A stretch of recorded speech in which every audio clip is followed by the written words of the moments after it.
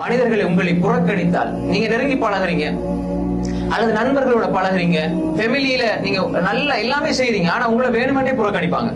பார்த்திருப்பீங்க. நீங்க குடும்பத்துக்கு உதவி செய்வீங்க, குடும்பத்தோட நல்லா இருப்பீங்க, சில பொழுது எங்களோட நெருங்கி இருக்கின்ற உறவினர்கள் கூட நம்மளை பார்த்து பொறாமைப்படுவாங்க. அது மனித இயல்பு. கூட பிறந்த சகோதரர்கள் கூட பொறாமைப்படுற நிலை இன்று இருக்கிறது. அப்ப சகோதரி, அதே போன்று சகோதரர்கள், நண்பர்கள், அவன் பாருங்க எப்படி இருந்தா இப்ப எப்படி இருக்கிறான், சைத்தான் போடுவான். அந்த உள்ளத்துல போட்டு உங்களை புறக்கணிப்பார்கள். நீங்க எல்லா உதவிகளும் செய்வீர்கள், காயப்படுத்தப்படுவீர்கள். فَإِن تَوَلَّوْا فَقُلْ حَسْبِيَ اللَّهُ لَا إِلَهَ إِلَّا هُوَ عَلَيْهِ تَوَكَّلْتُ وَهُوَ رَبُّ الْعَرْشِ الْعَظِيمِ فَإِن تَوَلَّوْا فَقُلْ حَسْبِيَ اللَّهُ.